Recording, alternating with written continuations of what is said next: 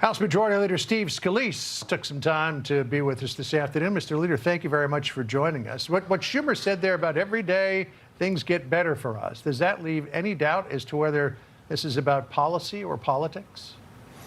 Well, John, what it shows you is that Chuck Schumer doesn't care about the pain he's inflicting on American people, because millions of families are struggling from this shutdown. You know, military men and women that are not getting paid.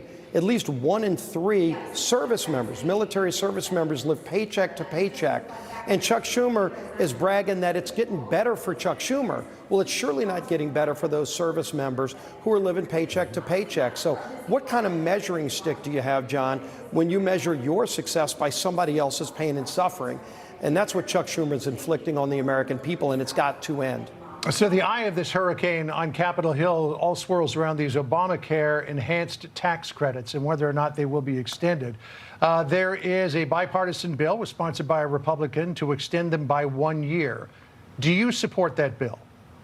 Well, let's keep in mind the whole reason that those insurance company subsidies, and remember, they're bailouts to insurance companies we're talking about, they were set to expire by Democrats. Ask Chuck Schumer if they're so important to him. Why is it that he is the one who set them up to sunset, to expire? And ultimately, if you look at Obamacare as a whole, it's not working. Premiums are going up dramatically for families, over 20% in most years, each year, one after the other. So families are paying more, and that's after heavy subsidies to insurance companies. So bailing out insurance companies to try to bail out Obamacare is not the answer. Why don't we focus on things like association health plans, health savings accounts, things that help families lower their premiums for health care? So do I take it then that you're a no on that 1-year extension bill? You can mark me down as a no on that. But ultimately, let's get to a separate conversation about how to lower health care premiums once we get the lights back on, once Chuck Schumer ends this charade of a government shutdown. Might be working good for Chuck Schumer, but it's hurting millions of families. Let's have that different debate on a lot of things. It's not just health care, all the priorities of government funding, but you can't do that while you're in the middle of a shutdown. All right, but on that particular point, Senator Jeanne Shaheen of New Hampshire makes the point that the insurance companies have a November 1st deadline where they set their rates, and that if you don't include this extension in the CR, that you don't have enough time to try to negotiate an extension between Republicans and Democrats before November the 1st. I know that they don't sunset until December the 31st, but she says that there is this urgent deadline of November the 1st. Is she right or wrong about that? Well, ask her why she then set that ticking time bomb. Again, it was Democrats who created the subsidies, and they said it was temporary for COVID. Remember, COVID is over. They set these up to be COVID-only temporary subsidies. In fact, if you look at the law that created it, it's literally titled temporary, and they set them up to expire. Democrats did. So they're expiring because Democrats set them to expire. And by the way, they're primarily insurance company subsidies. And even with those subsidies, premiums for families went up for health care.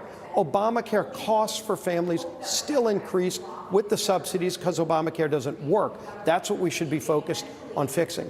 So the president has indicated a couple of times, and he did it again today at the cabinet meeting, that if the shutdown continues much longer, he's going to implement a program to fundamentally restructure the federal government, which will mean a lot of cuts. Here's what the president said in the cabinet room today.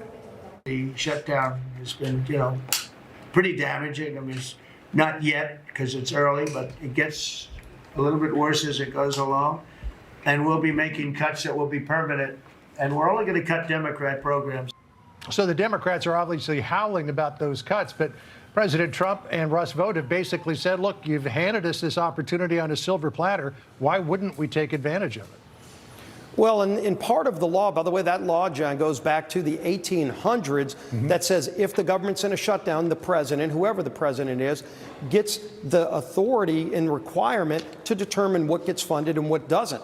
That's in the law. Chuck Schumer can end that today. If Chuck Schumer doesn't want the president to have that power, he can vote today to end the shutdown, and then that power comes back to Congress. But that's a law that goes back to the 1800s. Chuck Schumer's very familiar with it. He may have voted for that law. I don't know. But at the end of the day, We can end all of this by just having Chuck Schumer and a few of his colleagues, just 5 of them, John, can vote to end this charade right now and get back to a negotiation on our bigger differences.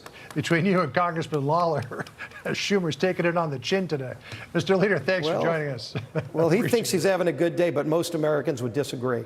Yep. All right. Got you on that front. Thank you for joining us, sir. Appreciate the time. Thank you. All right, Jillian.